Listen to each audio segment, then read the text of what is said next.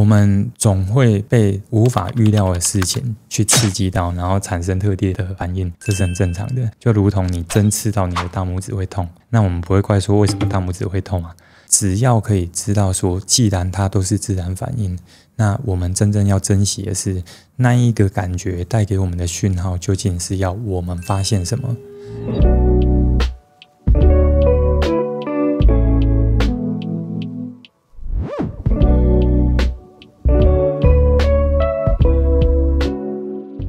你是否很常因为别人的一个特定的眼神、一个动作，甚至一句话，就被影响到心情呢？这样的情况总是反复发生，想要改善它，又不知道该怎么做，很常被别人影响，感觉很差。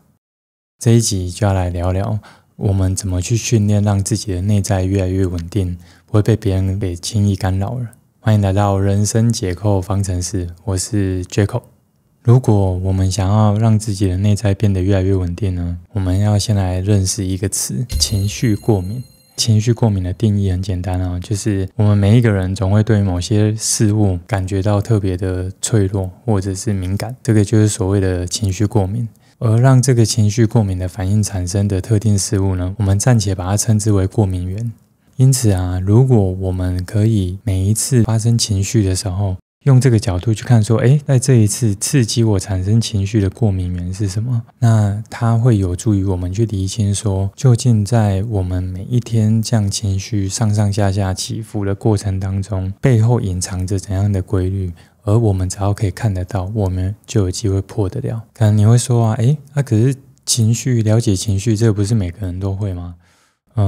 我觉得以我自己在这几年这样分享沟通的经验不管是从朋友或者是少部分的同学身上看到说，确实每天都会发生一些事，但是他们不一定可以很清楚讲出说那一件事让他产生的不好的感觉是什么，他顶多会说感觉很不舒服，感觉很差，但是你问他，他却说不出来。如果进入这样的状态，他很有可能就没办法去辨识出究竟他在那个感觉不好的底下隐藏着怎样的情绪，造成了他也不知道怎么去解决眼前的事情，他甚至不知道怎么跟对方沟通，或者他不知道该怎么做才可以让自己的心情好一点，只能等待几天的时间慢慢过，那个心情就慢慢平静下来这样。所以当我们可以去找出过敏源，并且呢运用这一集分享的一个小技巧，慢慢的你就可以去修炼你自己的内在，变得越来越稳定那今天的这一集节目会谈两个部分。第一个部分是日常生活当中，往往可能在家庭在伴侣沟通，甚至在自我对话的时候，比较容易出现哪些常见的过敏源。第二个，我们出现这些过敏源之后，我们可以用哪些方法去分析它，甚至让自己的状态好一点。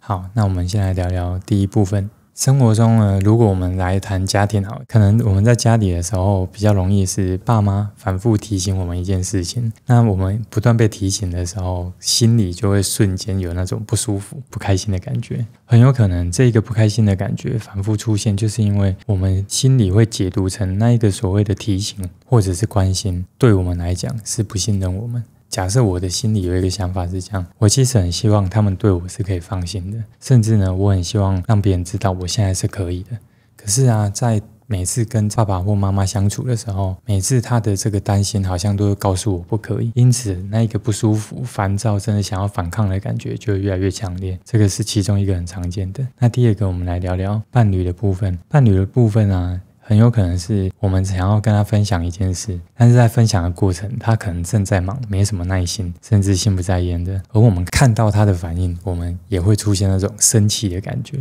而这个也是我从一个朋友那边也聊过这件事他也是遇过类似的情况。但是那时候我们透过对话去梳理他的想法的时候，他才想到说，他终于明白为什么每次他的另外一半可能正在忙回应他的时候没有那么用心。他在那个当下，他其实那个不舒服的感觉会很想要跟他说，我在跟你讲话，你能不能尊重一点等等的。那他才意识到说，为什么我现在的情绪会这么强烈？其实他那个并不是只有单纯的不爽而已，原因是因为他联想到原来是他上一段的感感情，他有感觉到对方在相处的过程当中越来越冷淡，到后来两个缘分不够就分手了，所以他心里可能没有去把这件事想透，他会认为只要出现一个好像不够重视的行为，就很有可能会失去那段感情，而他没有去仔细去思考这一个念头，因此呢，他就变成是一个潜藏在内在的恐惧，每次只要看到类似的事件，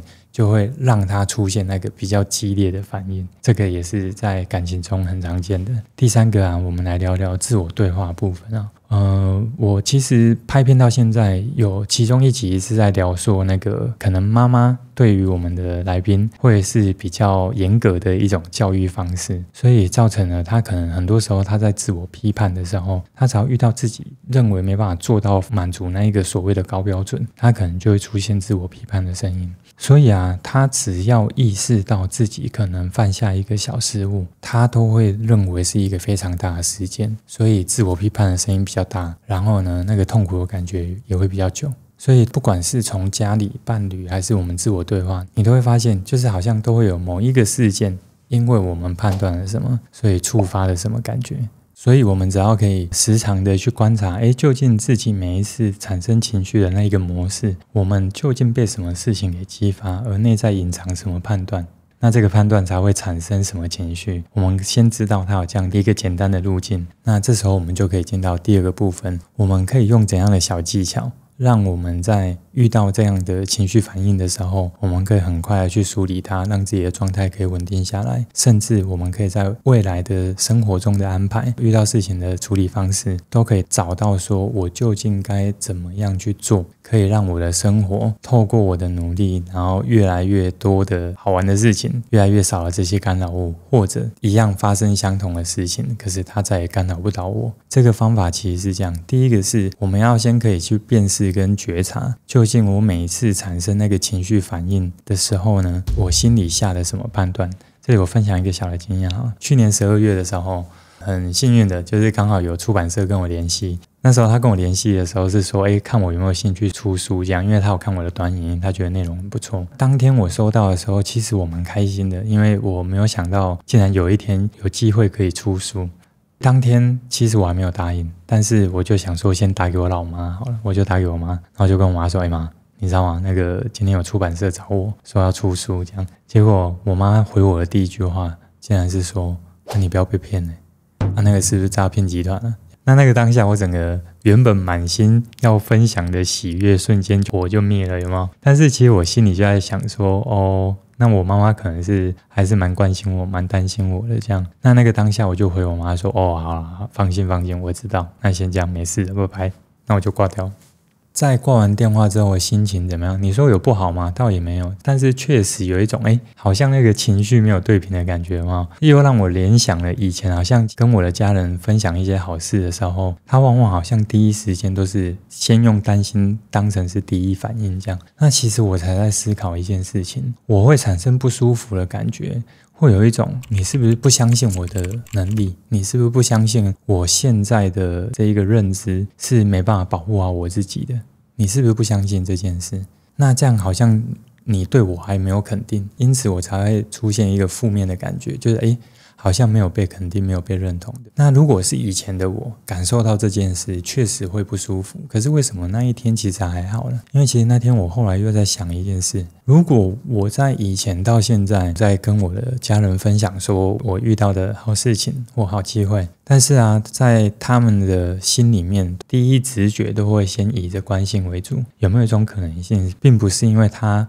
不够相信我的能力，而是他认为这个世界可能有太多的恶，即便我们再小心都是有可能遇到不好的事情。所以我就在思考说，那很有可能我妈妈的世界观她是比较偏向说在这个世界潜藏着很多恶意，她比较在乎的是自己小孩子的安全大于她对于我能力的认识。光想到这一点的时候，其实好像也没有什么好不开心，甚至呢我就可以因为这样更理解我妈妈。后续大家猜猜看，我遇到好事我还会不会想要跟我妈妈分享？你们觉得呢？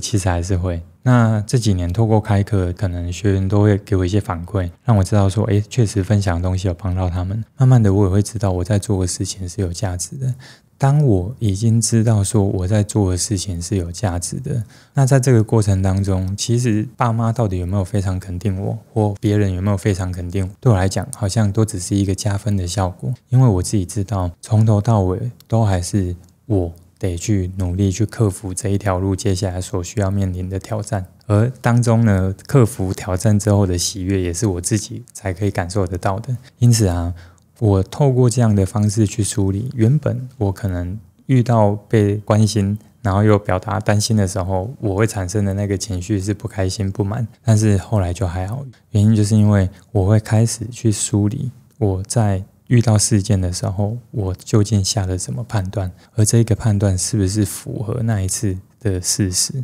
未来如果你又发现你出现了情绪过敏，对不对？你可以试着用刚刚这个思路，简单问一下自己，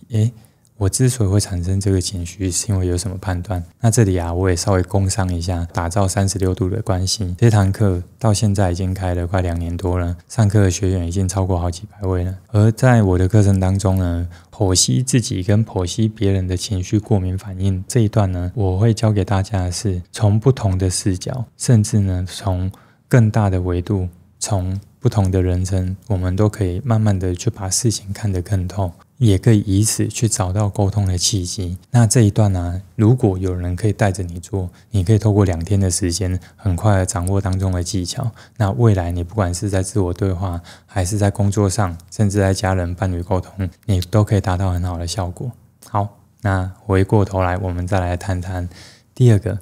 那除了刚刚谈的那个方式，那如果我现在真的是当下就真的情绪上来了怎么办？那我觉得在你问我这句话的时候，应该是你冷静的时候，对不对？所以啊，你可以尝试做一件事，你去回想一下，在过去的3年内，你每次情绪反应上来的时候，你也把情绪丢回去，每次丢回去之后，他们的反应如何？丢回去之后的那几天，你过的生活是怎样的状态？如果你这样回想过去3年，哇，每次只要情绪丢回去，你得到的下场都要花很多时间去处理。这时候我们就可以很清楚的从自己的人生经验知道说，每次如果把情绪丢回去，有7-8成的几率都会产生更多更不好的结果，我们需要花时间去处理。那这个时候你是不是就会更意识到说，那我们要不要从此刻开始去选择，每次我情绪反应之后呢，再经历相同的那3天，还是我们可以思考看看，那3天真的太烦了，情绪反应是当下，对不对？那我们现在只要时间是充足的，不一定要急着当下解决的话，你也可以选择让对方或者让你自己短暂突然出现1-2分钟或2-3分钟的空间，不要急着沟通，甚至呢，你可以假装接个电话，先忙一下，让自己冷静下来，思考看看怎么反应会比较好。你可以透过这样做，减少自己因为有情绪而反映出来，又造成了生活更不开心的可能性呢？那在这里啊，可能有人又会说了，可是如果我每次都是在压制我自己的情绪，好像是在亏待我自己，会不会到后来我对自己很冷血？其实倒也没有。你看哦，我们刚刚是不是在聊，如果今天我们去让自己在情绪发生的时候，我选择一个方式让自己可以冷静下来，不要用情绪的反应去处理对方，这个动作究竟是为了自己还是为了对方？其实是为了自己，对不对？因此啊，这也是一种善待自己的方式。最后有人就问说，那有没有效果更长久的方法？有的，你就记得一件事，其实能够训练越来越稳定的内在，它有一个重点，就是我们要有一个对于自己状态变化的觉察力，而且这个觉察力要可以越来越敏锐。可是这样讲话很空泛啊，那怎么办？你可以透过可能每一天或者是1个礼拜，你可以自己去定一个记录自己情绪变化的周期。每次呢有发生强烈情绪的时候，你就特别去记录一下，以这刚刚教的第1个思路，这个情绪是因为遇到了什么事件，这个过敏源是什么？然后接下来你可以再想一下，那在这个过敏源出现的时候，为什么它总是可以刺激得到我？我心里有什么判断？而在这个判断里面，我比较希望做的事情是什么？当你可以透过可能1个礼拜至少梳理个2-3次，其实你慢慢就可以从中去发现一些规律，它就可以提醒你去找到说，那下一次如果再遇到这样的事件，我究竟该怎么做才是最好的？那我要如何去改变我自己，让这件事再也没办法发生？打比方说，我们找出的那一个规律，知道自己在乎的点是什么，知道自己不要的是什么。如果对方是可以沟通的，我们是不是就可以把我们的需求跟他讲，甚至去协调，让这件事不要发生？或者是我意识到说，哇，确实有一些情况是暂时我的能力不足，还没办法处理，可是每次遇到的时候，我感受就会很差，这时候怎么办？那你也会知道，既然暂时我们已经看清楚没有能力可以处理，我们能不能下一个决心是未来的3个月到半年，我们花时间去让自己的能力突破，直到能力可以解决这件事，那这一个烦躁感，这个过敏源是不是也没机会出现呢？所以我想跟大家讲的是这样，我们总会被每一天无法预料的事情去刺激到，然后产生特定的反应，这是很正常的。就如同你针刺到你的大拇指会痛，那我们不会怪说为什么大拇指会痛啊，一样，我遇到事件了，产生情绪很正常。我们只要可以知道说，既然它都是自然反应，那我们真正要珍惜的是那一个感觉带给我们的讯号，究竟是要我们发现什么可以让生活变得更好的事情。好，以上就是这一集的分享哦，这次就聊到这边，下次见，拜拜。